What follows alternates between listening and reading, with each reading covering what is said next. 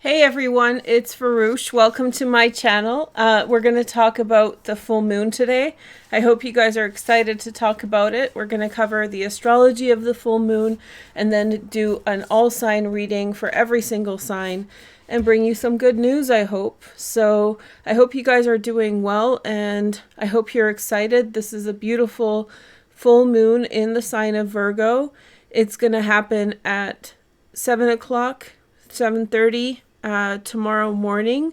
That's Eastern Standard Time, so about 4:30, 4:41 or something Pacific Time.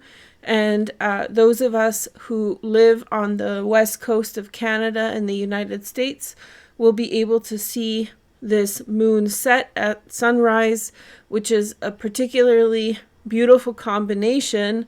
And that we don't get to see every single time there's a full moon. So if you're in a place that's not cloudy, I'm in a place that's going to be probably cloudy, try to enjoy this full moon. Try to get out there and watch it and kind of allow the sunrise to bring you positivity. This astrology overview is going to be slightly different than my other astrology talks, because this astrology is really contextualized in transits that are not the full moon themselves.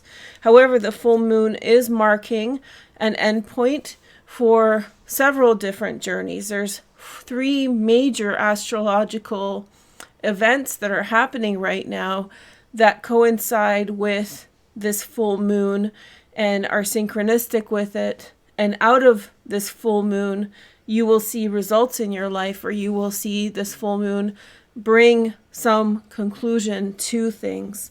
Someone asked me about manifestation, so maybe we'll start there. We'll just get to the details right off the bat. Somebody wanted to manifest, cast spells, do energy work, whatever. You're welcome to do that if that's your calling. If that's what's calling you with this full moon, please go ahead. But there's a lot of changes that are happening in the sky right now, and there's a lot of synchronistic moments to do with our lives in which we are influenced by outside forces, and our lives are influenced by outside forces a particular way. So if you throw your 2 cents into it, your opinion, your desires, your passions, you may be messing with the energy a bit. So you might be infiltrating something that is reached completion and from which you are getting some kind of benefit already. So this is a full moon where you're welcome to, practice whatever you practice in terms of your belief system or in terms of your practice. But basically, it might be a good idea just to receive the benefits. If anything, listen to this astrology talk, and hopefully I'll explain to you what's happening, and that will give you insight, what to expect and what you want to do about it. Okay? So there's a really nice new moon coming up in March on the 21st in Aries. That might be a cool time to manifest something. The other reason why I'm kind of iffy on manifestation right now is Lilith is squaring the nodes until tomorrow, March 8th. So because Lilith is on a square to the nodes, this is a heightened time for all of us, let's just face it, of egocentrism and being more unlike ourselves and being overly ambitious. Those kinds of qualities may happen with Lilith squaring the nodes. And so especially in Leo, so we might be overshooting our shot, or we may be thinking that we're better or higher or more equipped for something. Then we may overestimate things and overestimate ourselves right now.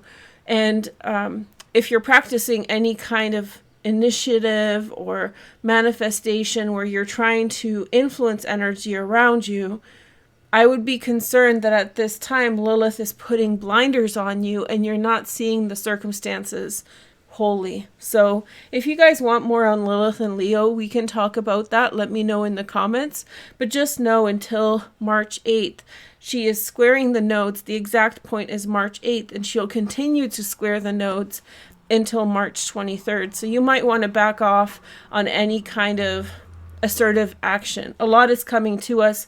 Let me explain how and why. So, Lilith might be a good sign for us to just receive rather than initiate. So there's actually 3 major transits, as I've said, that are influencing this full moon. They're not necessarily directly related to the full moon, although indirectly they are. And so these 3 things that are happening in the sky right now all have a certain type of energy. That energy is having gone through a certain type of experience. Having gone through a certain type of experience, you have reached its climax, you have reached its pinnacle, you have done the work, you have put in the effort towards something, and now you are receiving the outcome of whatever it is you have done. And that coincides very specifically to the position of the full moon, which is actually in a position in the sky that coincides with actually receiving gifts from completed work. So you probably already know at least one of the transits that I'm referring to. I'll explain in a minute. But essentially all of these transits are in one way or another giving us our outcomes for the good works we've done. There's nothing nefarious here. There's nothing dark. There's nothing punitive. And that's why also I'm suggesting that maybe this Lilith square, you might be drawing upon a tangential energy, another energy that's happening at the same time, that's actually quite malefic. And Lilith squaring the nodes in Leo right now is at its peak position. It's at its most intense vibration. And so I don't know if you want to problematize the efforts, the fruits of your labor, the efforts that you have completed with some aspirations that might be actually misguided at this time. Things will come into focus for you much more by the end of March 23rd or so, March 25th. But for now, you just consider that maybe some of your perspectives are twisted by Lilith's influence. And we know astrologically a lot's changing in the sky. We know the planets are shifting. There's 9 different conjunctions with planets, not including the sun. There are like 5 planets switching signs. 2 of those planets are switching signs 2 times this month. So there's a huge energy shift around us. And it's my belief that during huge energy shifts, it might be a good idea to stand still and pay attention better than initiating energy during this time, because we don't really know. We can estimate or guess what the outcome of these things will be, but no one really knows until it happens. So just word of caution. That's all I'm suggesting. I'm a good Virgo today. Okay, so the first transit that is happening that I think everybody knows about is Saturn in Aquarius switching over into Pisces. This literally happens 45 minutes after the full moon happens. So it's coinciding with the full moon exactly. Saturn has had 3 phases, as far as I see it, in Aquarius. It entered Aquarius in February 2020, and with that, or March 2020, and with that came a lot of responses to what happened during the Capricorn transit. During the Capricorn transit, things got completely turned upside down, but when Saturn entered Aquarius, we all started figuring out ways to approach this new energy. So there was a fundamental shift. There was also a conjunction with Jupiter, if you guys recall, in December of 2020. And again, this began a 20-year cycle of Uranus and of Saturn and Jupiter. It's a cyclical 20-year cycle. And so this time it started in Aquarius. So it was a big moment in which we started dealing with what happened when all this stuff happened all this stuff happened in Capricorn. And this happened on a global level, government level, but also on a personal level of we dealing with the things happening around us, right? And so there's 3 phases. I'm not going to bore you with them here. They're not boring. They're super exciting. But I did a video outlining it in deep detail. So if you guys are interested, go in the description. It's the Saturn in Aquarius anaretic degree video. I really recommend it for understanding where we are now by considering where we've been. So Saturn switching into Pisces, and this huge transition is marked by this full moon. That's the first major astrological event that's happening. So it's the moon is in a position in which it's giving us gifts. Saturn, as it transitions into Pisces, is also giving us positive outcomes for what we've learned and what circumstances we've been in. So this marks an event in which you will receive something, you will come to realizations about powerful things, or your circumstances may fundamentally change for the better as a consequences of the last 2.5 years, okay? So the next transit that I want to highlight is actually Mars. So Mars is not on a direct square to this full moon. However, when the moon transits more up in Virgo, it is going to actually position itself right between Sun and Neptune right here, and that's going to square Mars. And so Mars also has had an 8-month transit in Gemini since August 2022. And so this 8-month transit, this cycle, has also brought us through certain types of experiences and activities. And so in Gemini, we've probably had to deal with or contend with, figure out our closest vicinity, the people around us who we're interacting with on a regular basis, the people in our neighborhood, our siblings, our cousins. And so with Martian energy here, there's a community effect going on here. With Mars in Gemini, we've been going through, all of us have been going through certain upheavals in relation to Saturn and Aquarius, by the way. This is all connected. But going through certain upheavals of that everybody's organizing and reorganizing themselves.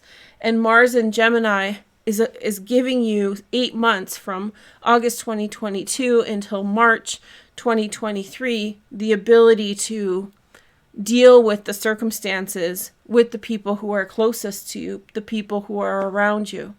And so Mars leaves Gemini on March 25th. So it's been literally 8 months that it's been in this area. It is squaring the full moon, however, not exactly at first, but as the moon moves fast. So within a few hours, the moon will be squaring directly to Mars and also opposing Neptune. And with that will come energy to move forward on some issue with what's going on, or move on and start initiating the direction that you want to go. This can show up as events in your life that are in some way taking you in a certain direction. This could be contact from other people who you're interacting with that will in some way push matters along and circumstances along. It is a square, so it's kind of like get down to work. It's not like a vacation here in Virgo. It's an energy of first you receive your blessings, which I hope you're already receiving them now. Understanding, also circumstances working out, things falling in place. Hopefully that's all happening in your lives as we speak. But as the moon squares Mars, you will immediately, almost after the full moon on the 7th, start to feel the urge to deal with an aspect of things, to once again push further, to achieve more. Or someone may ask that of you. So someone may say, hey, we have to do this. Let's get this project on the road. Let's do this, let's that. So it might be internally directed or externally, okay? So the square, T-square to Mars isn't exactly a direct square with this full moon. However, as the moon progresses into Virgo, it gets exact and actually finds a midpoint between Neptune and the sun, which again signifies waking up from our dream state and feeling the urge to address something. And that's a good thing. That's initiative. And again, imagine if you're casting spells and doing all this magical work at this time, you're contending with all of these shifts at the same time that may want you to do something else. So while you are focused on one thing, receiving the energy, you're also initiating energy in different ways. And that's scatterbrain energy that can cause you confusion, or it can cause you like an inappropriate application of your efforts, you know? And so, so the last transit that I want to really focus on is this Aries transit. Yesterday I was filming a video for you guys, but I made a pretty big mistake and decided to stop. By the time I decided to stop, it was too late to film because it was going to be dark. And so I've decided to do this after the full moon. So you guys will get this video next. But there is a transit that happened on the 5th of March that I want to highlight in relation to the moon. One, because I don't want you to miss it by that many days. But two, it's related also to the theme of receiving gifts or receiving blessings from the efforts that you have put into something. Okay? So what happened so we know that Venus joined Jupiter on the 1st through the 2nd overnight in Pacific time. And then Venus joined Chiron on the 3rd, and Jupiter and Chiron will meet on the 11th through the 12th of March, so in a few days. Okay, so hopefully you guys are on the same page. Once I do the second video, it's going to be linked in the description. So you guys go check that if you're watching a few days later. You're not missing anything. Just go back to your notes, go back to your journals, go back to your text messages to reconnect with those energies of March 1st, March 3rd, and so forth, and find out what was going on and learn figure out what's happening in your life that way. So you're not missing anything by not watching it on March 5th or even the 6th or 7th, okay? So there's these conjunctions that happened as Venus passed Jupiter and Chiron. And so on the 5th, something really nice happened. And so this was a very special aspect that formed in relation to this stellium right here. So we have a stellium. Now this is the 7th, so Venus has already moved further off. But on the 5th specifically, there was a sweet spot in which the sun was just reaching the 15th degree of Pisces, and Uranus is at 15 degrees of Pisces. That's a sextile between these two planets. And the midpoint was actually this stellium of Aries energy. And so that is called, the special angle is called a mini grand trine. When you have two sextiles, a midpoint between a sextile energy, when you have two semi-sextile angles between a sextile energy, that is a special energy that facilitates a balance and a focal point on the area where the two semi-sextiles meet.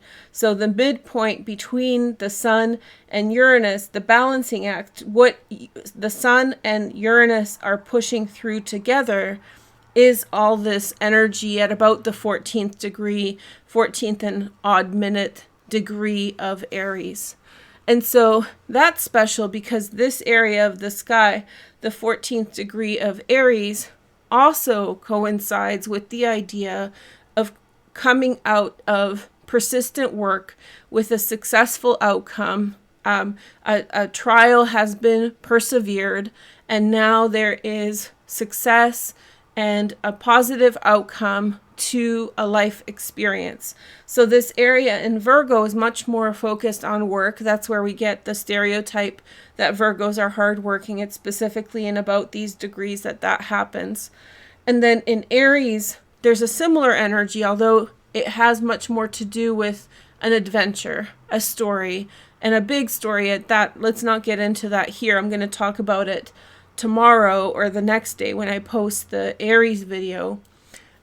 But it's going to be an all sign. But in the Aries not in the Aries constellation, in the Aries degrees of the tropical zodiac, 14 degrees, this coincides with the end point of a huge hero's journey. So if you guys know the hero's journey, the reference to that is a huge cultural narrative that's been described by anthropologists and lots of other people.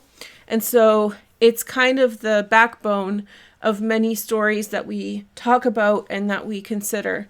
And so this story reaches its climax or its end in this 14th degree of Aries, thereabout. And that's very special. So the hero has reached their conclusion, and whatever has happened, and now it is finished. And now, with the experiences that the person has learned, they elevate their knowledge, they elevate their awareness. And that really reminds me of the Hierophant card, right? Lived experience leads us to wisdom and understanding. So there's this completion point and a rising up in Aries at the 14th degree, rising up of awareness and skill and knowledge from everything you've gone through these times that we've been describing. And this is the midpoint between the Sun and Uranus. And Uranus is going to play a huge part later on. And so that will be, again, initiating forward like a locomotive, energy moving forward in a successful direction. So we're getting huge symbols here of overcoming, persevering, rising through and figuring things out, and having completed tasks in Virgo, where the full moon is, but also in Aries, we're getting these messages of having finished a story, a hero's journey, and reaching its pinnacle point. So again, in Virgo, you get gifts, more of a material nature, but here in this area, you also get gifts. However, this area is concerned with more spiritual gifts, higher gifts of awareness and consciousness and appreciating the life you've lived. So this full moon is beautiful. And this is why I'm stressing this sunrise, moon set for this full moon, because I'm very thankful. Hopefully it'll be sunny, because if we've got some sun, I'll be out there.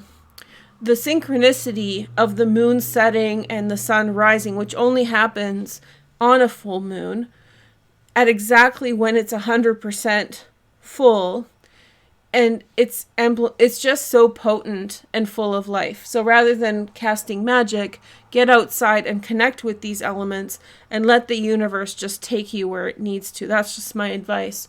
Now, if you're on the East Coast, you're still getting that.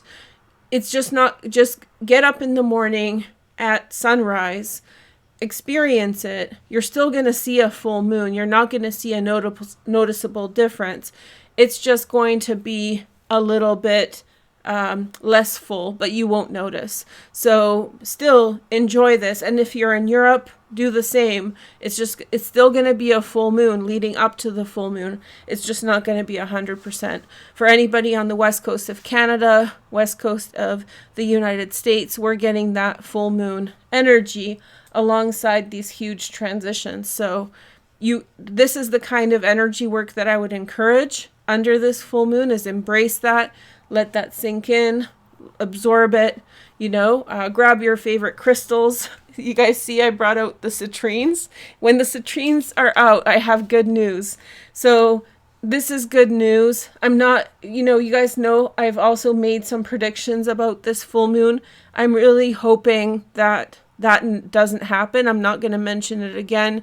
If you're curious, just go on my Twitter and read it. But hopefully that prediction doesn't come true. But there is a synchronicity, so I did identify it.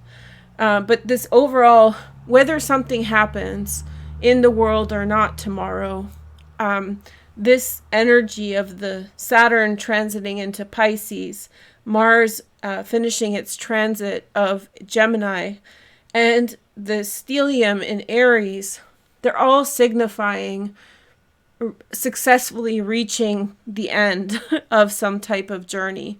And so to me, that's beautiful, particularly because of what's happened in the world in the last 5 years. So best wishes to you guys. I mean, I can tell you guys technical things, but I don't think it's necessary. This is the vibe, and I think that this is sufficient, right? You guys know good things are coming.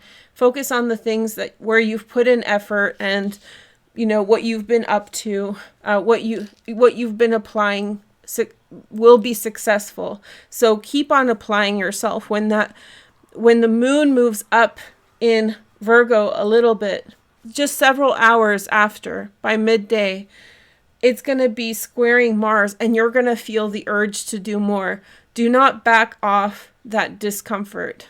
Do not lean off of it. This is the perfect time. You have everything coming to you, and with that energy, move forward with your plans, identify your strengths, learn your lessons. Don't brush them off. This is a heightened time of self-awareness. Okay. So I love this full moon. I wasn't really happy with the way I was explaining this Aries stellium yesterday, because I really wanted to get it out for you guys for March 5th. I just didn't feel that it was so technical. You guys know I get technical. It was just not what I wanted. Anyway, and so I'm just so happy to bring you this message and how it perfectly fits. The fact that I missed the opportunity to tell you about the Aries stellium, the midpoint, but yet this midpoint actually fits in so perfectly with this full moon. So full circle energy. It's really beautiful. So I wish you guys the best in Saturn and Pisces. We'll talk about that more again. And I hope that the changes that you're experiencing and look for the benefits, look for the things that are coming in, and hopefully there are many. Okay. So I wish you guys best wishes with that. So now let's see what's going on with the full moon for every sign. Okay. So first we're going to have Gemini. Hey, Gemini. So you're like the low-key part of this that really stands out in terms of the astrology. Who would have not thunk it? So the new moon in Aries is going to coincide with Mars leaving Gemini as well. So this energy might be more frustrating, the full moon. It may feel like there's so much to do and I don't know what to do. Like there's just so much to do, but I don't know where to start sort of energy. However, I do think that it's not an energy to lean on or back off of. When the new moon happens in Aries, that's going to feel much more in tune and much more natural. Okay, so let's see some cards for this transition. So we have the Hanged Man. We have this King of... See, you got your mind right about something. You really figured something out. You know, I get the idea that like busy mind has been defeated. And look, I wasn't even thinking about this. By the way, when I'm doing the tarot, I'm trying to focus just on the tarot because I did a reading for members that was just tarot that I thought was really good. But anyway, so I just happened to look, there's Saturn getting out of your 9th house, the higher mind. So you've been going on a major process of, you know, understanding the world, understanding yourself in it, thoughts and ideas. And it seems as though you've been very successful in figuring out, you know, making order of things and figuring things out. In the outside space, I think that probably you feel very eager to move forward with certain things. However, there may be delays. So you have Hanged Man. That does never mean that something's not coming. And I didn't do like the rulers, the decan rulers, and all of these things. But Neptune is actually very powerfully positioned in this full moon in Pisces in your 10th house. And Neptune rules the Hanged Man. So there are outside things that are in some way moving slowly for you. I feel like you're very eager to get this show on the road, but also I think that there's some things that still need to adjust for you for everything to work its way out. So I'm not saying something's not working out, quite the opposite. I'm saying that don't worry about things not happening as fast as you would like them to be. This Aries stellium in the 11th house really suggests to me that outside things in your social environment are working themselves out.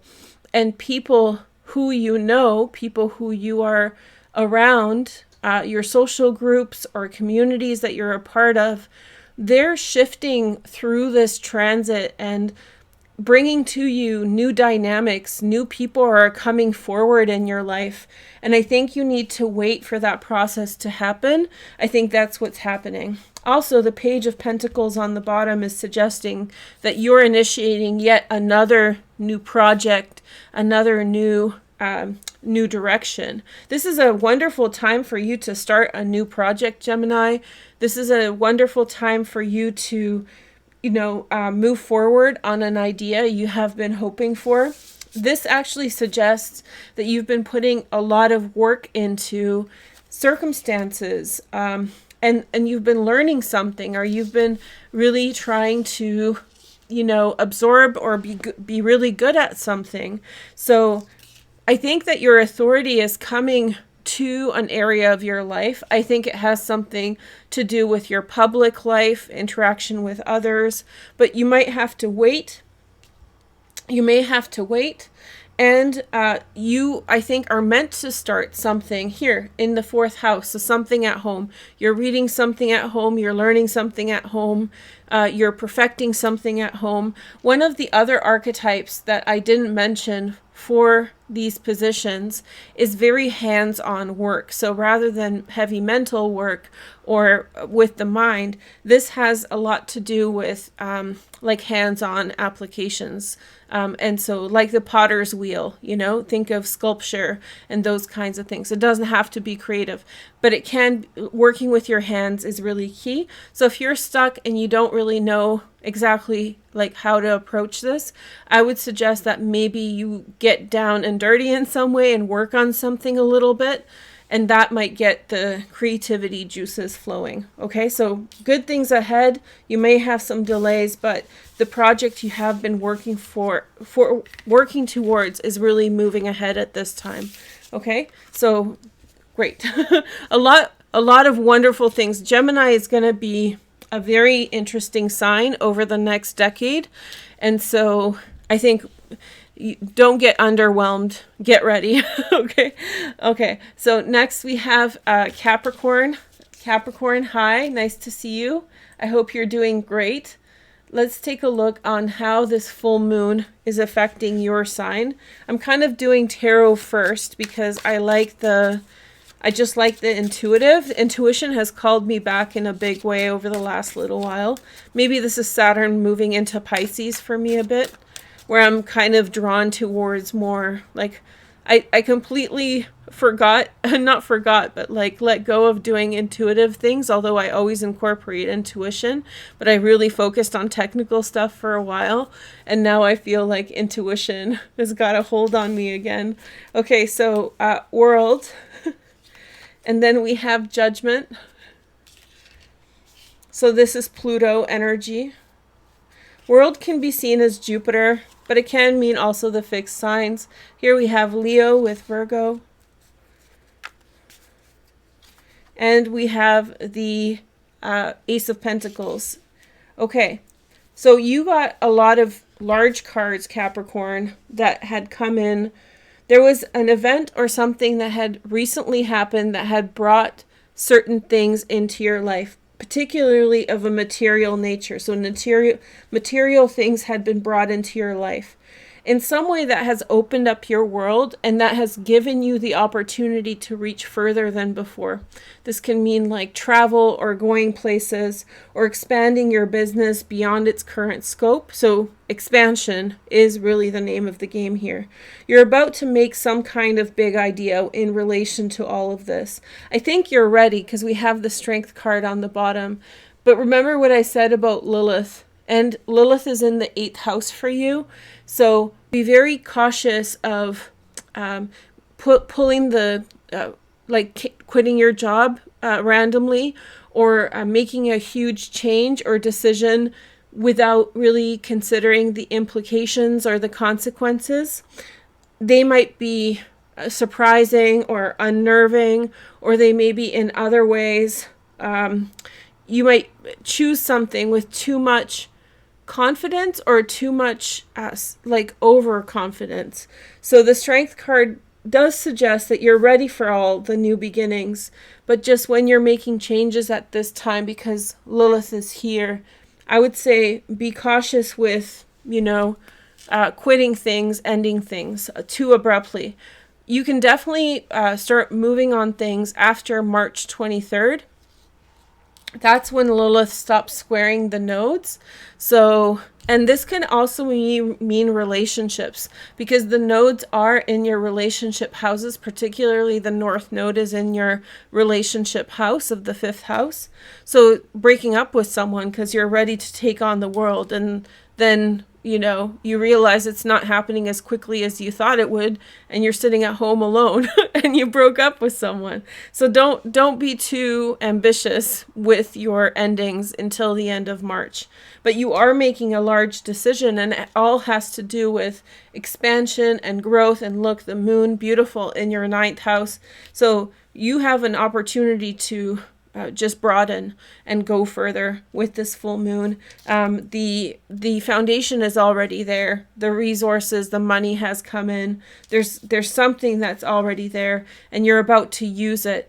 Capricorn is the sign of efficiency, so I can see you really being really powerful with this transit and with this combination. So we'll talk about more about Aries tomorrow or the next day, so stay tuned because there's a lot to say about that, and it's very significant. Okay, so for you that's the 4th house. Okay, next we have Pisces. Hi Pisces. Okay, so here we go again. Okay everyone, the rest of the video is gonna be weird. Okay, so Pisces. Hey Pisces, so you have the full moon in your 7th house of partnerships. That's nice. So let's see. Pisces. I want to do the tarot cards with intuitive read before I do any other. Okay, so we have the World card. And then we have the 2 of Cups. And then we have the 3 of Wands. And then we have the Queen of Pentacles here. Okay. So definitely nice. Look at all these energies. They're so blessed, right? It's kind of like a real nice moment here. Well, there's a very positive outcome to a relationship that you're experiencing, Pisces. And you too, if you watched Capricorn's video, you too are going through a moment of expansion. You only have the South Node there in your 9th house. So that is talking about, letting go of blockages with regard to why you can't go further in the world. Such things as it's expensive to travel, or you have barriers to travel, or barriers to going further. Those barriers, as South Node finishes its transit of Scorpio, are going to be removed. And I think this is kind of the consequence of that. So for you, the energy is the barriers that you once had to going far away are now dissipating, and you have much more opportunities. Look, you've been waiting for a while with the 3 of Wands. Queen of Pentacles, someone who is very important in your life, or who is to this day, is influencing you in a positive direction here. Somebody is, I sense a great deal of kindness from this individual. And this person can be a female or a male, typically, I mean, it's Queen of Pentacles, so it's more of the feminine side, but she also has a lot of water qualities to her, so Pisces, Cancer, Scorpio.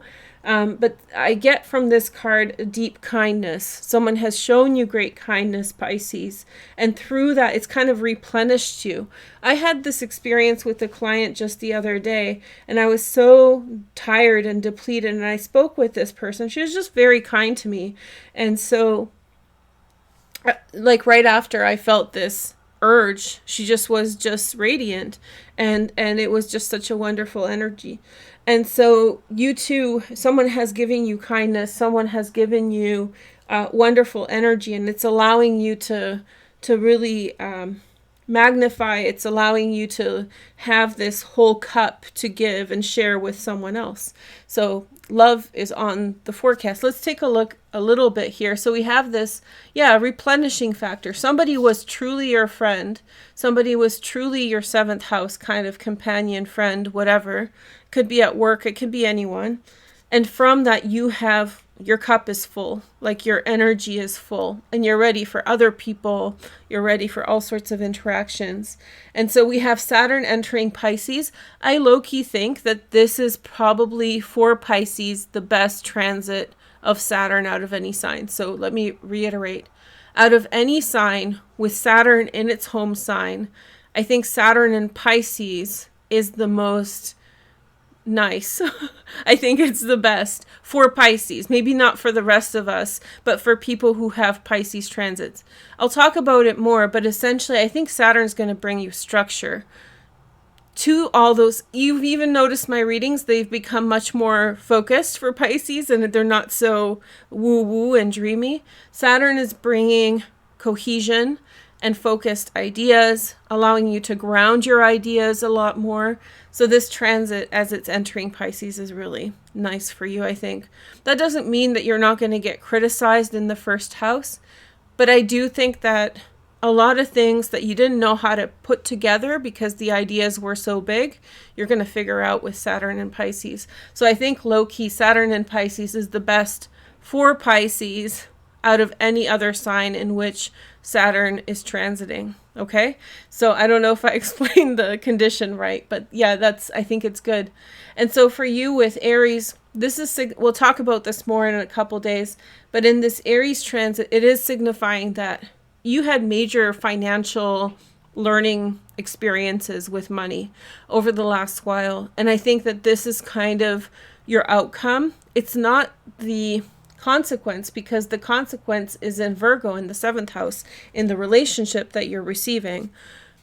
The energy here in Aries is much more the end of that storyline, the end of all the trial and the life lessons and the skills you have learned. So it's much more self.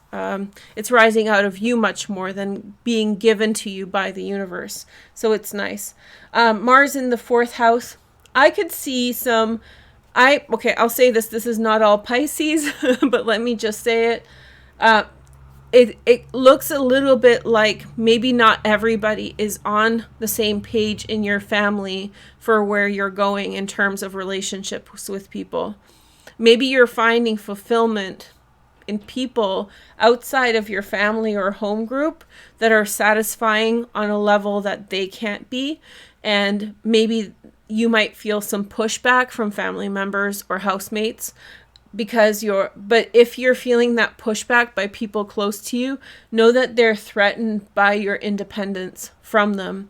And so the best strategy, I think, is to avoid it, because something's going on for them in terms of their feelings of like safety and security.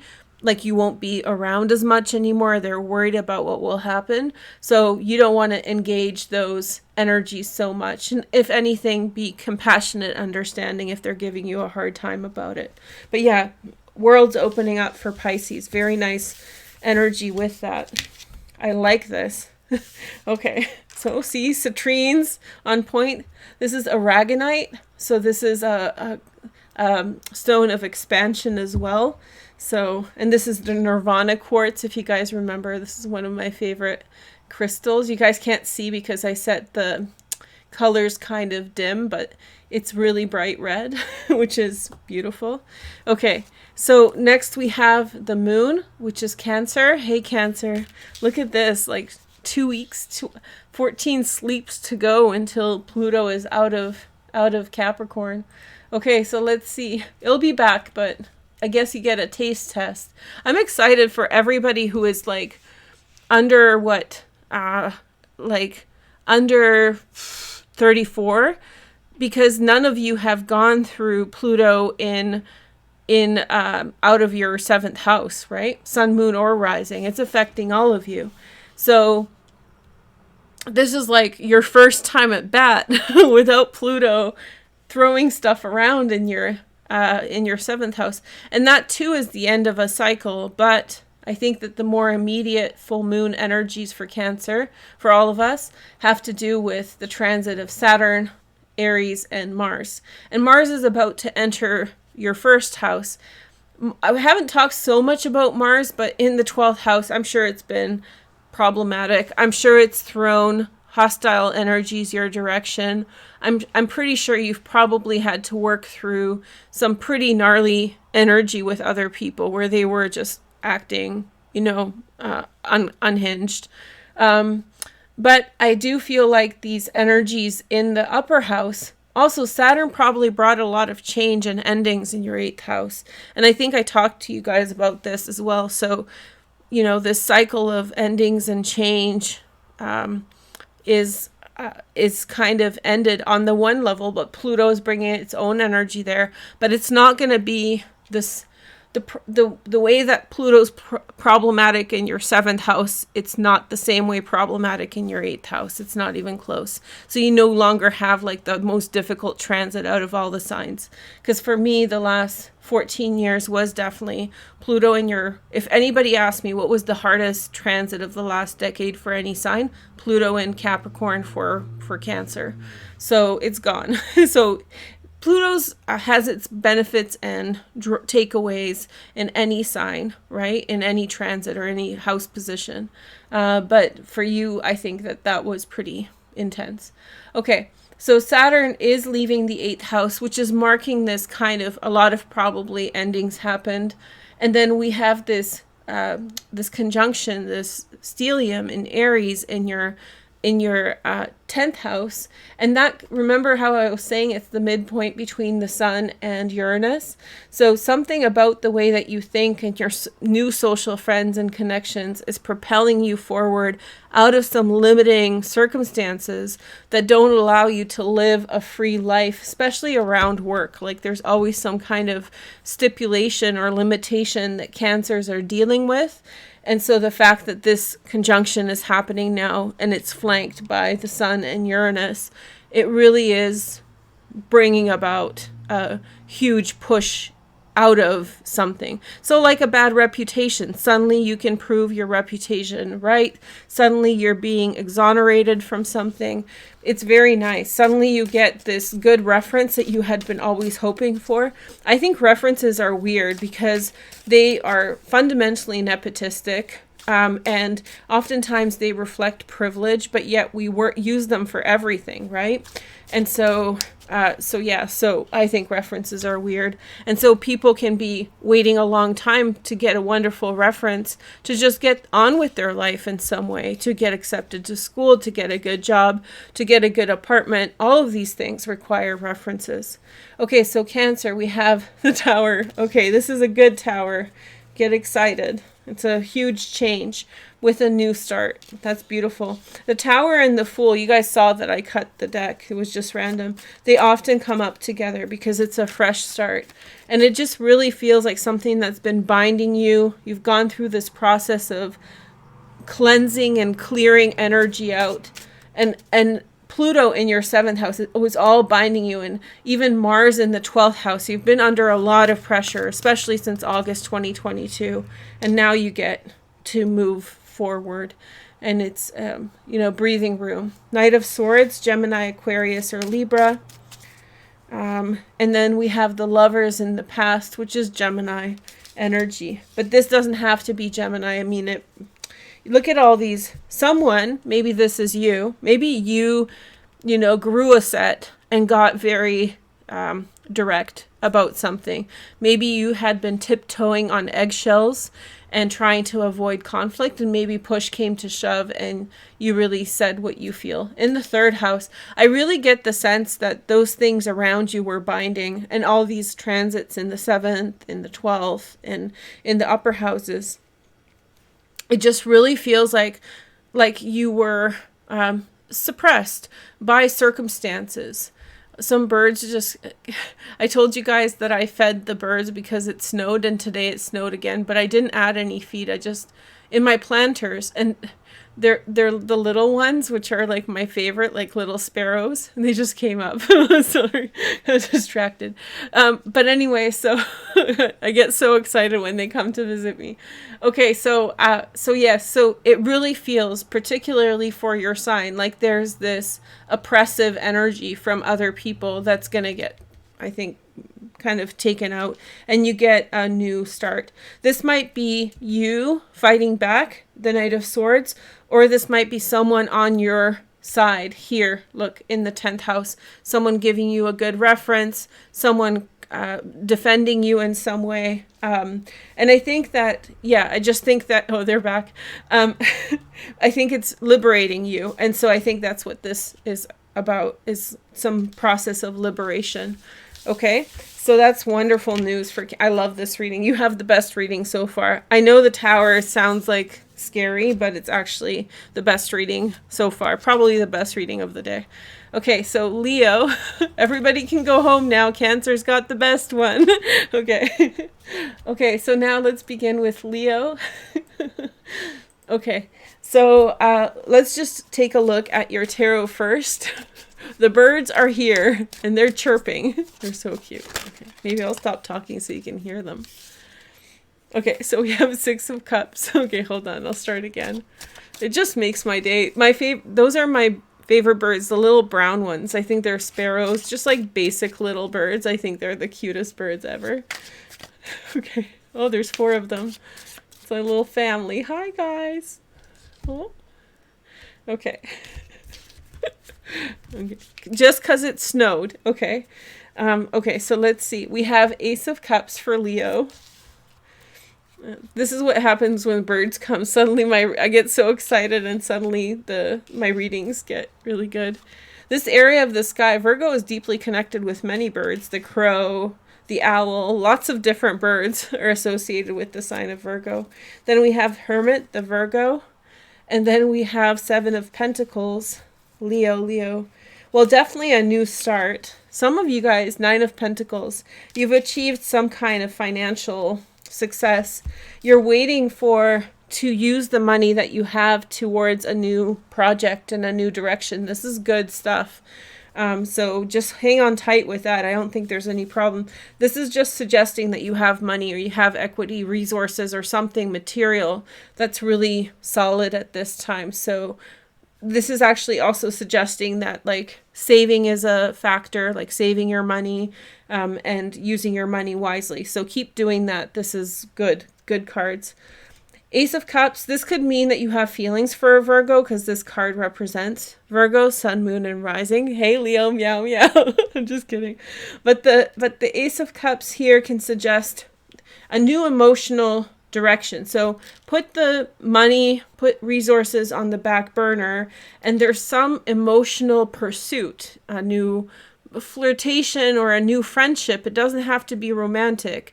Is happening for you in your world right now. And in some way, this brings me to the 9th house, right? This is where we have the stellium in Aries in your sign. And so this suggests that a pattern in your life in relationships has come to an end, and now you're seeing the outcome. You know how when you finally get over something, when you're in love, or the way that you meet people, and you get over something and you can meet someone for the first time, or since whatever's happened, when you finally figure something out, which is the 9th house, the mind, you can actually push forward in these new directions. So I think you're beginning a new path towards love, towards relationships. Saturn is also leaving your 7th house. Not to be pessimistic on anybody's chart or whatever. But Saturn in the 7th house can really, clean the slate in terms of romantic environment or people who you think are like your best friends but aren't. And so it's a healthy transit, but it can be a transit in which you find yourself really alone with only a few people or no people around. So you're coming out of the end of that, Leo, and as Saturn enters Pisces, it's going to be the end of that. So you're about to meet new people, make new friends. And I mean more than friends. This is strong relationships are going to start coming up. With Pluto entering your 7th house, we have a lot to talk about that. For Cancer, this was doomsday. Let's just be frank. But for Leo, I think it's going to be good. I think that you're going to be energized by Pluto in your 7th house. I think this is favorable. So just wait out March and see what happens. But the Aries is like, you figured out something about relationships. The North Node is transiting in this area of the chart. And so I just think that it's going to set you in some new relationship directions, fresh starts, and don't blow your money, because the money here is really strong. And the full moon is, of course, in the 2nd house. And remember what I said about this area of Virgo being deeply connected with physical abundance and like gifts coming to us. This is, you're getting wonderful financial, physical things. So, congratulations, enjoy that, but don't waste it. Just use it wisely. I really sense that you have like the resources and now you have to figure out how to invest them or how to make them work for you, put them to use. This is the energy of this, okay? Okay, so next we have Taurus. Hey Taurus, welcome to my channel. This is your full moon reading for Taurus, sun, moon, and rising.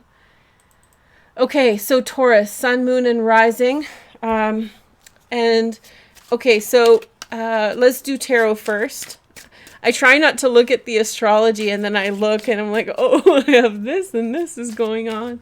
But let's see what the tarot cards say without me looking. Okay, so we have the 4 of Wands. That's Venus in Aries, right? We've seen the short. Have you guys seen my shorts? I love my shorts. They're so good. Please like and comment the videos to see more, okay? Then we have you see more and I get good algorithm.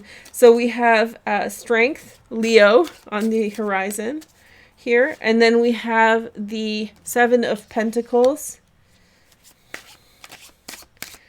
Something that you've been homebrewing for a while, something that you've put a lot of effort in. You're getting really good at, Taurus.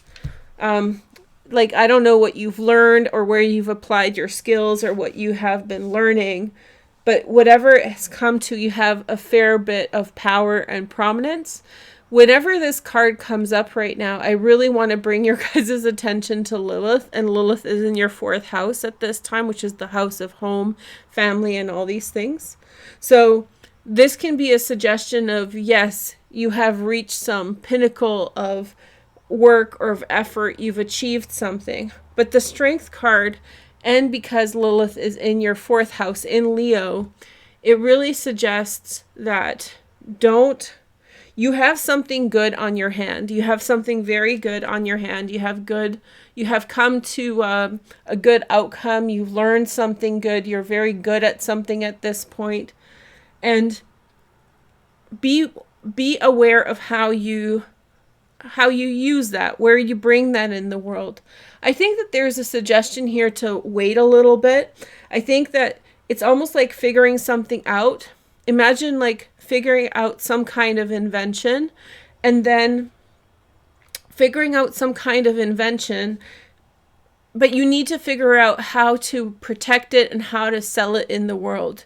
So before you run out to the streets and say, hey, I've made this new pizza, I've created this new pizza, you may want to patent it first or see how you can protect it or protect yourself with this new idea, where it will be best used, how you can present it the best, all those things. But there's definitely been quite a bit of work towards where you've found where you are at this time. There's also here the full moon in the 5th house, which is romance and love and romantic pursuits. Four of Wands is sometimes called the marriage card. The Strength card is also really deeply connected with like passion and lust. And actually the full moon, it's in Virgo, but the constellation that it's in is Leo. It's at the end of Leo. So that's the difference between sidereal and Western astrology.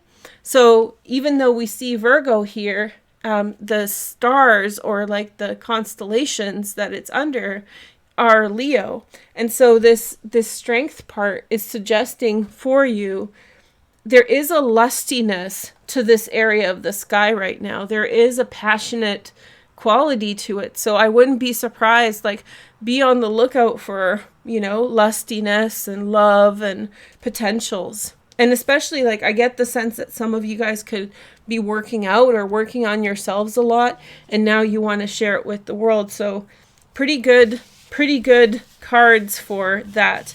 Or maybe like really getting into some loving with your partner. If you have a partner, there could be some really romantic energy here as well. So that's pretty exciting for Taurus. I can't meow Taurus, but maybe for some of you it's meow.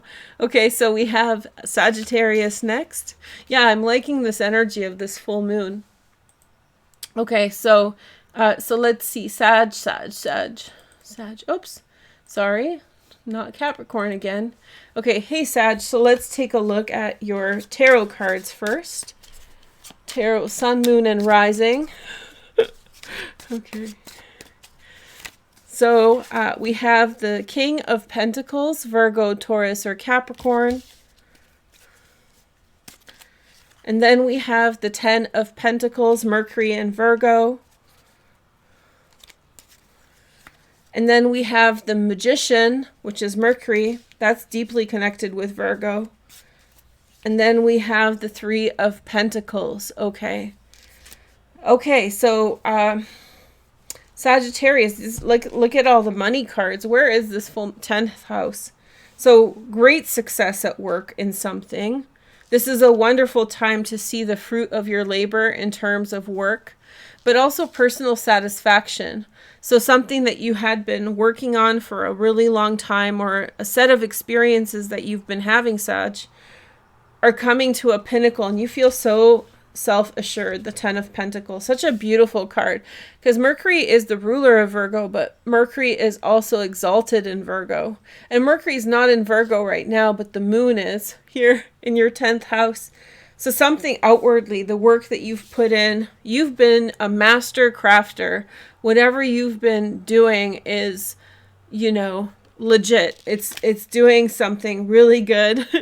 You've done something really good. You've come out on top. This could signify a relationship with someone significant, but this could be romantic, or it could be, respectful.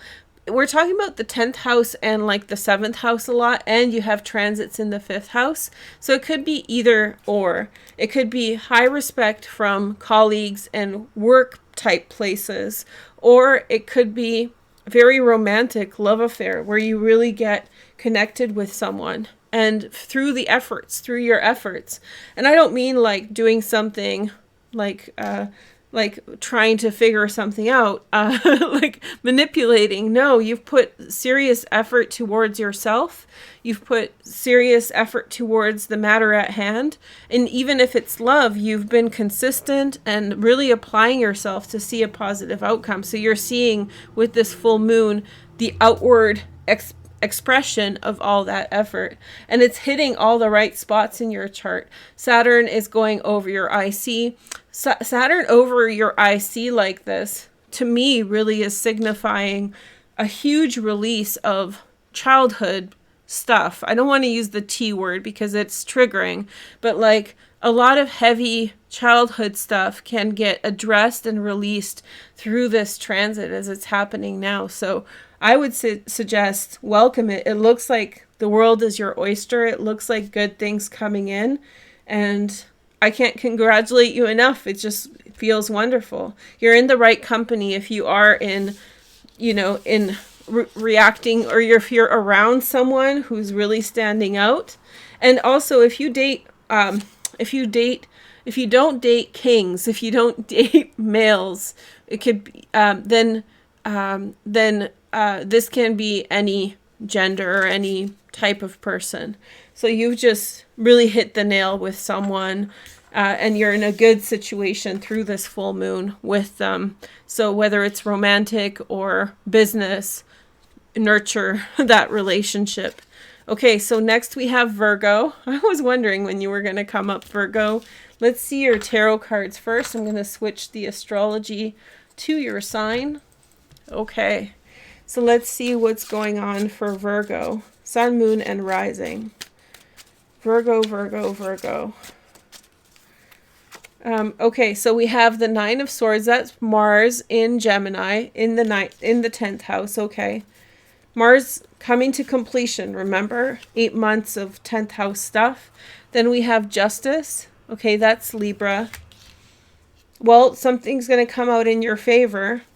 Below is Two of Cups, so you've approached something with kindness. There's a situation you've worked your way through, and Four of Cups.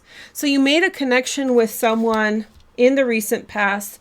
This has helped you deal with a situation that was quite problematic.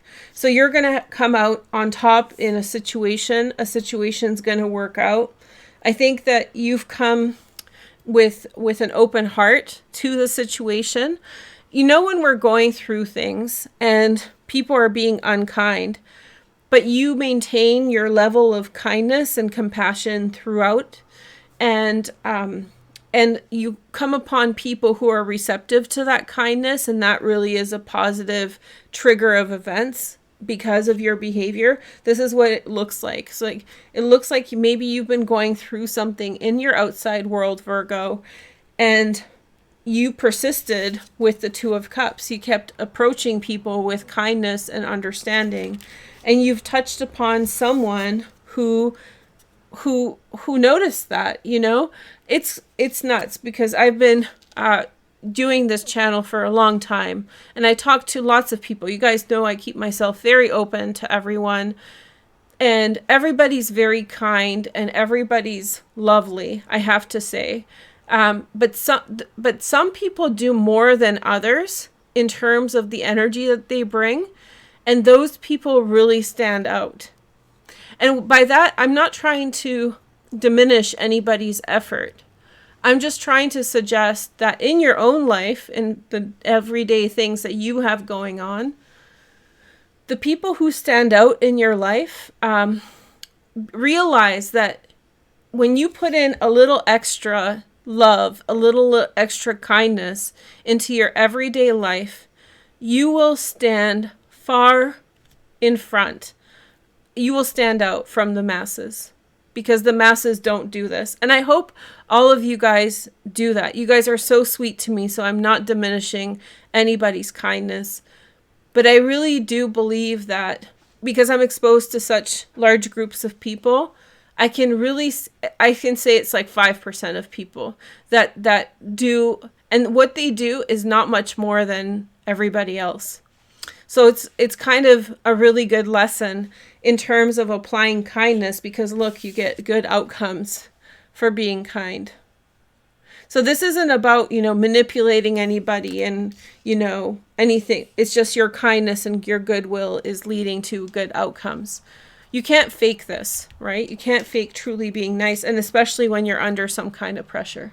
So in the 10th house, there's been pressure for you, Virgo, in your outside life. There's something that's been troubling you and weighing you down.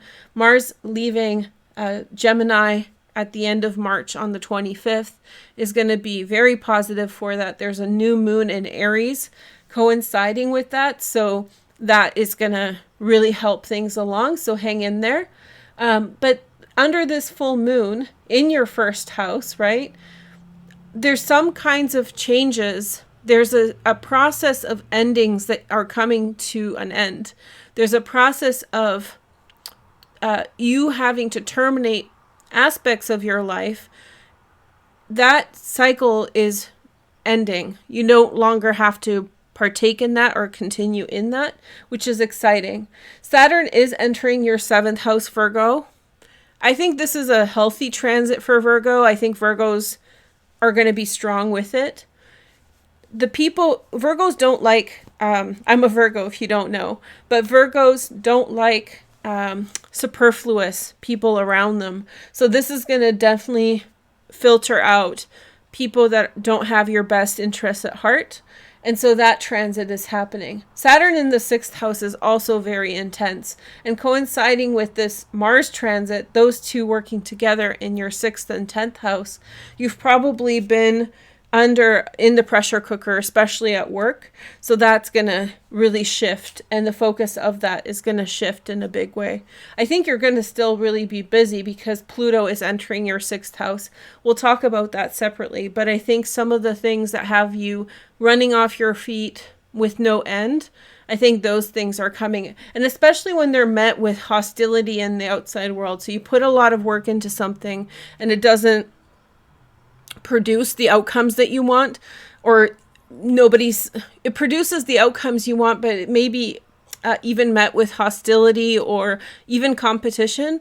That energy is coming to an end. So Virgo, you're getting your justice. Anything unfair that has happened to you, it's going to work out, and you just keep being kind and nice and warm wishing to others. It really is the golden key to success. Okay. So here is the next message. We have the Libra energy, sun, moon, and rising. Let's take a look at the next energy for Libra. Sorry. Okay, Libra, sun, moon, and rising. Let's see your message. Everybody's asking me, like, what about Libra? What about Libra? It's coming. You get a full moon next month, so that's a start. So right now there's not been that much going on for Libra, but it's coming. This is your kind of like cool period, or this is your like phase of like relax and get ready. So allow yourself to do that if it's been a little bit less crazy making, but I'll tell you guys about that in a minute. Okay, so 6 of Cups, then we have the Strength card. Okay. So this Leo came up a lot today. The full moon is in Virgo in Western astrology, but it's in the Leo constellation in terms of sidereal or fixed stars. So I consider fixed stars. So I get kind of messages for both. So anyway, we have 2 of Cups. This is my reversal 2 of Cups, but my reversal 2 of Cups means friendship. So it's not a bad card. It just doesn't mean overwhelming love or passionate stuff. But this is looking like someone who's this looks like a very nice relationship reading.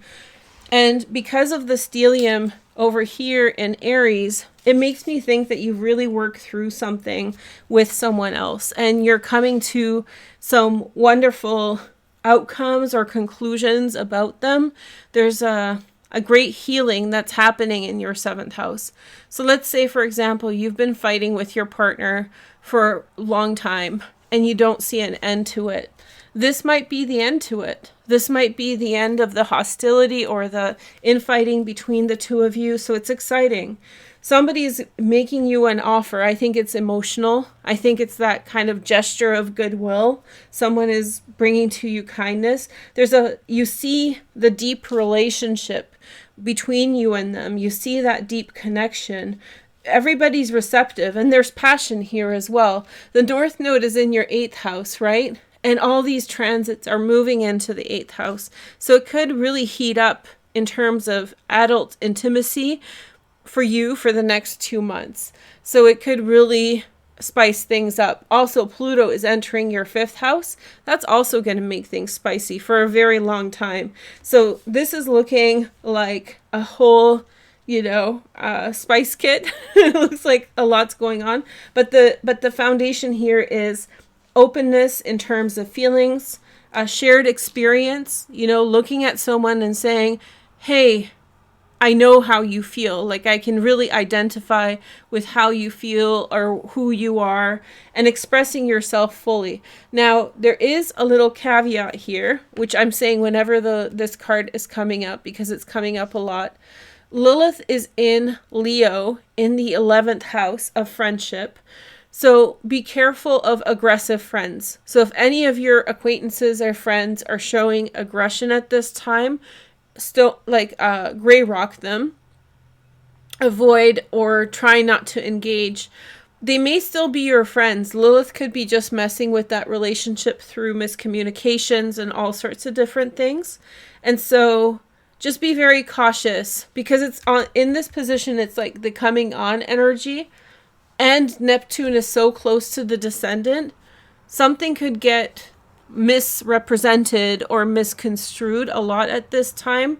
So make sure you're not don't engage with it if it is. If one of your friends is acting frustrated with you, do not try to make it better. Try to avoid if they're behaving in a way that's aggressive in any way, and avoid that whole situation. That's just a little tangential piece of advice. So if anybody's giving you heck or being aggressive, just stay away, stay far away. And it is in your 11th house. So, friends, those kinds of circumstances. Okay. And like I said, they may still be your friends. Lilith is like a demonic, possessive energy, which means like it possesses us and makes us act out in ways that we never thought we would, or, so it has this possessive type of energy. So speaking of possessive, where are my little Scorpios? I'm just kidding. That's a joke. I'm sorry. Okay. I love Scorpios. I'm Scorpio dominant person. So, whatever. But fixed sign Scorpios. Okay. So let's see what's up for Scorpios and your energy. Let's first do some tarot. So we have the Nine of Swords. This came up for Virgo too. Nine of Swords in the same position. This is Mars in Gemini. So this is the transit, the 8-month transit we've been under. Moon in Taurus, the Six of Pentacles. Well, there's a good outcome for everyone so far. I haven't seen one where it's been like something bad is coming. I didn't expect it. I feel like this is a really blessed full moon. And then you have King of Pentacles and Ace of Cups. So Scorpio, new relationship potential. Someone is bringing you something. There might be a little stress in your life. And I can see where the stress is coming from. Look, Lilith is in your 10th house. Over the next several months until the fall, until Lilith leaves Leo, which is like October, Scorpios, be very cautious of people in your workplace that are being hostile to you. Don't get in front of a moving train here. Don't get caught up in other people's hostile energies. Lilith can really latch onto things for you. So make sure that you're not participating.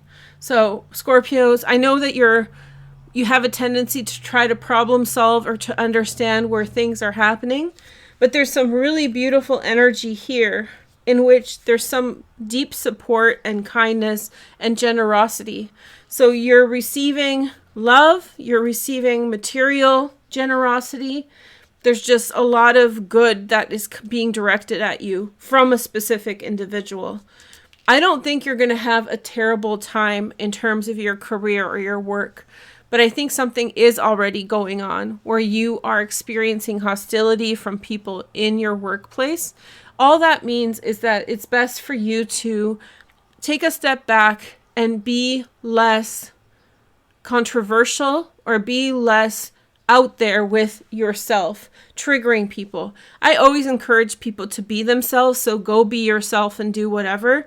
But in terms of tone it down a little bit, with this transit, it's suggesting just tone it down. It doesn't mean that you shouldn't be who you are or what you are.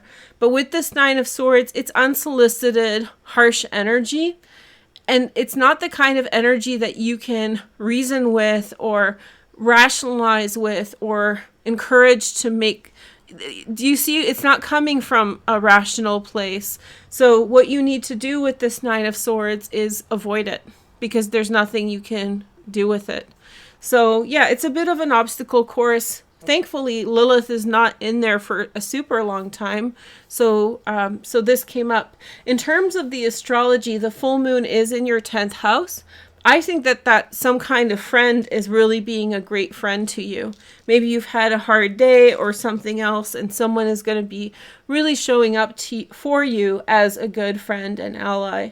The other transits that we talked about today, Mars in the 8th house, you've gone through quite a bit of change, you know, and Pluto's entering your 4th house. That's not one of the main transits I focused on, but it's relevant as it's hovering over your IC.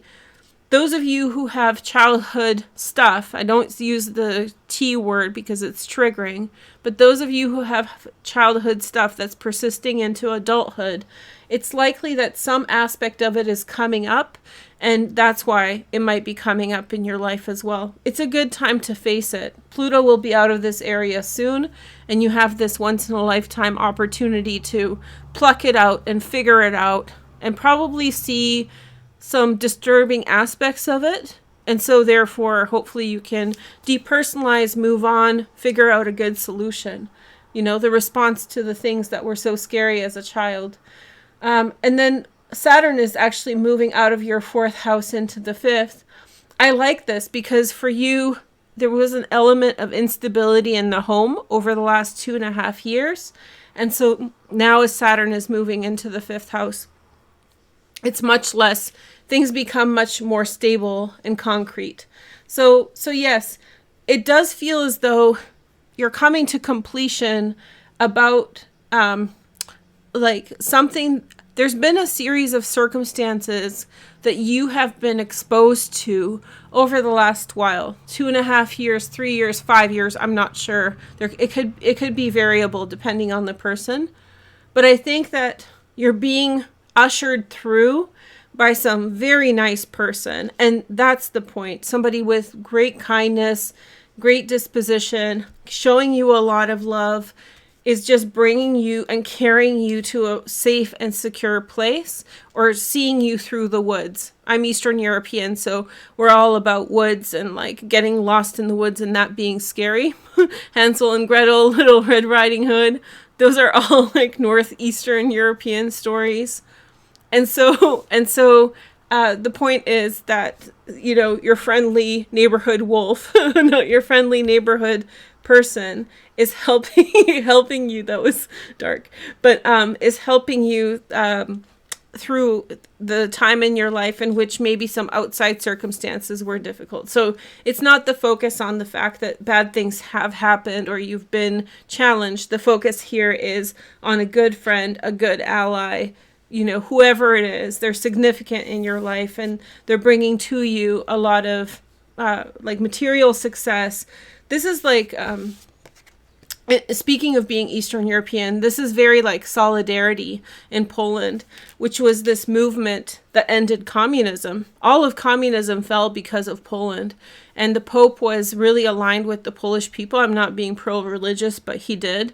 So Pope John Paul II, and there was this big movement in Poland called Solidarity that was kind of the domino effect for the rest of the countries, where people pushed back and were like, no way, you know, Gorbachev. So anyway, so we have this, this is solidarity, union with other people.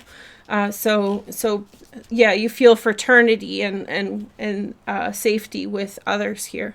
So whoever it is, it might be just one person and maybe several, but with this full moon, you have great solidarity. Okay. That's wonderful.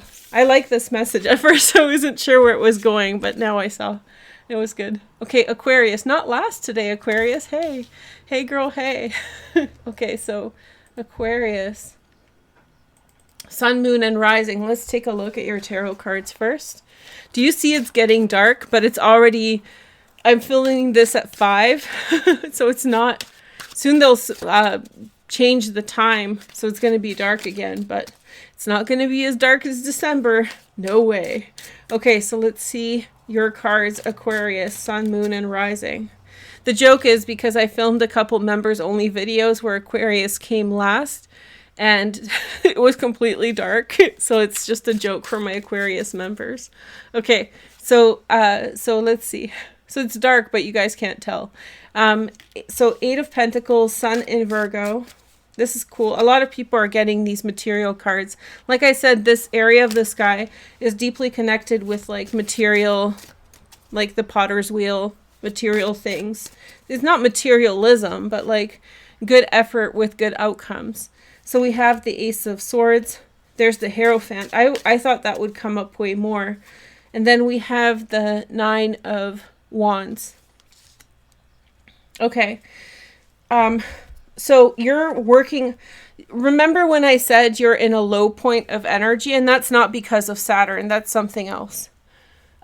You're not in a low point like bad things are happening, but energetically things are not moving as fast as they will.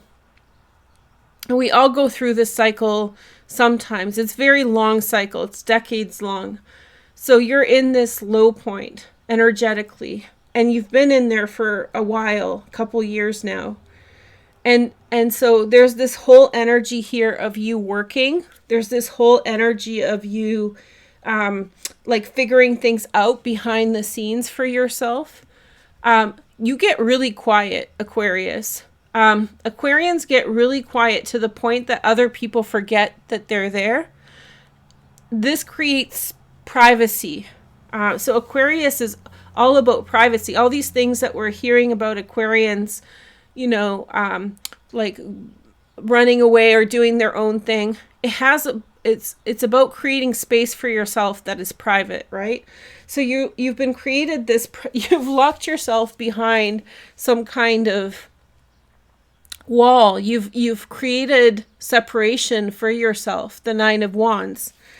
And you've been really working hard at creating something, and it's coming. You're about to emerge and surprise people with what you've got. That's what I think. Maybe not this full moon, but I think that's what's happening. The full moon is in your 8th house, so that's change and transformation. So you've been in this downtime, whether you knew it or not. You were probably working on something. And in the 8th house, this is like the marker of change, the marker of like putting forward a new direction.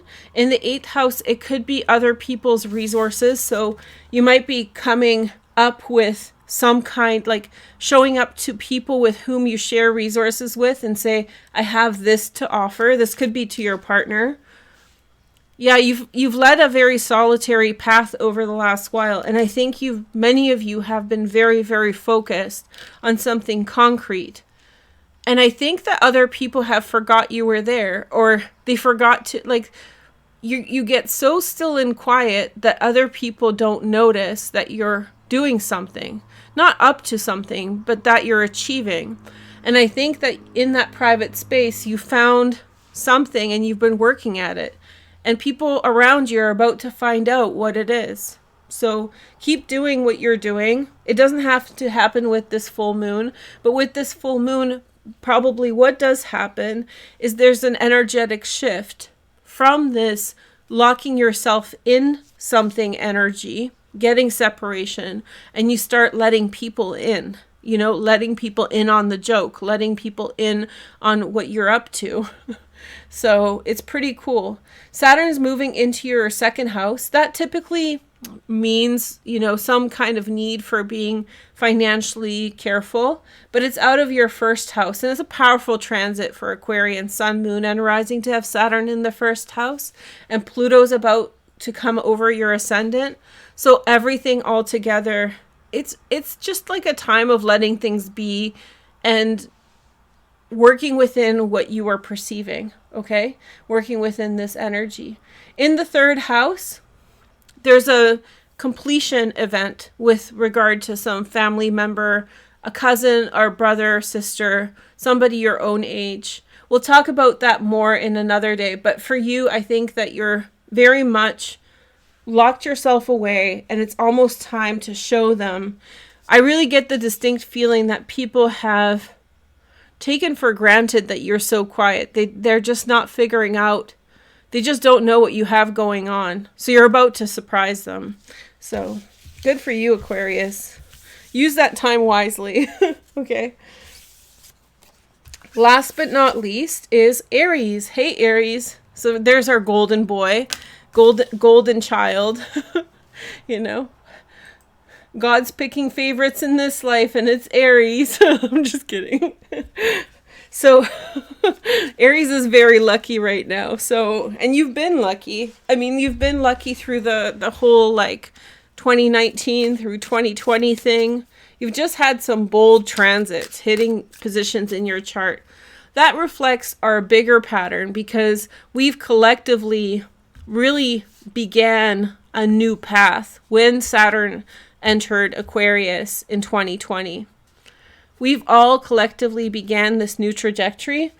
And because you're the sign that's most closely aligned with the natural zodiac, you take on the collective's frequency in like the most literal way, most direct way.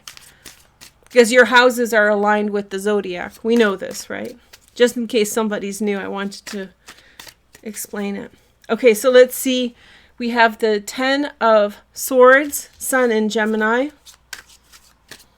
That's a huge card to have right there. Then we have the 5 of Swords.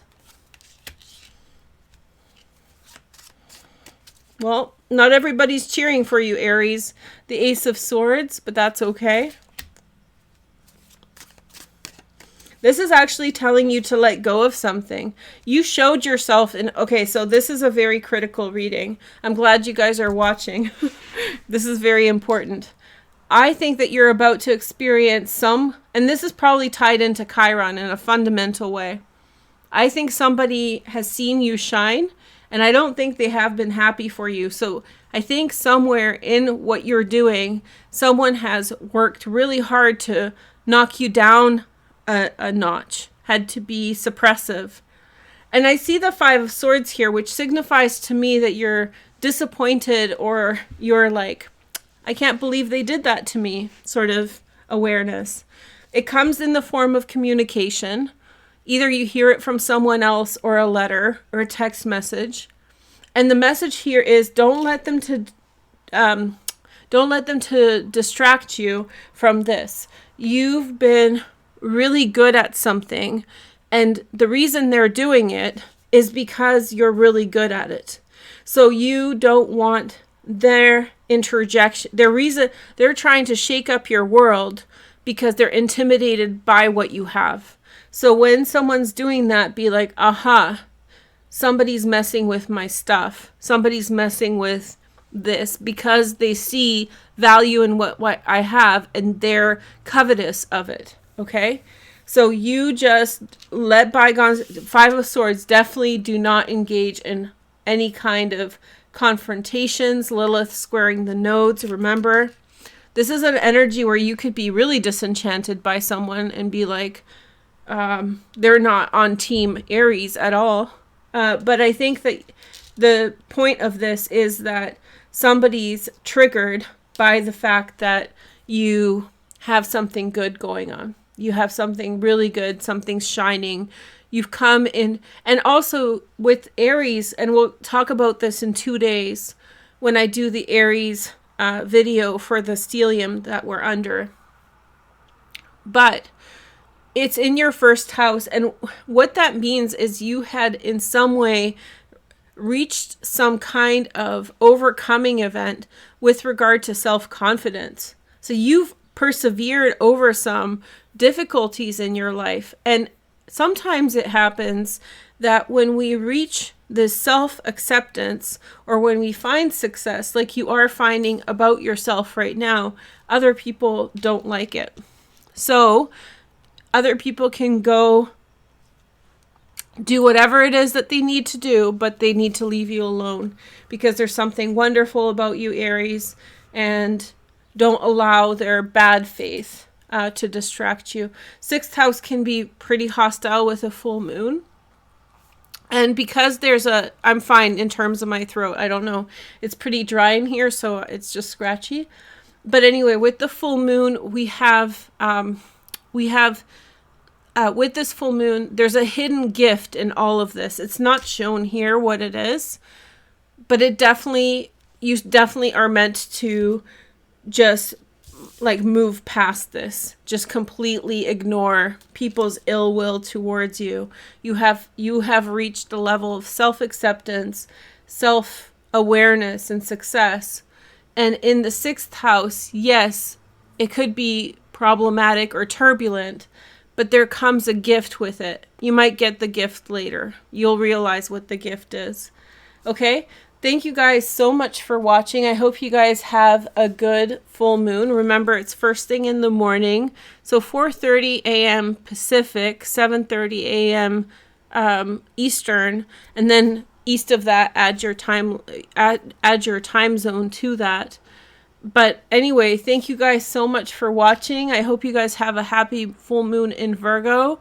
And I'll be here in a couple days to do the Aries. And if you're still watching now, make sure to comment and like, and that will tell the algorithm that you're interested in watching more of these. Thank you. Bye.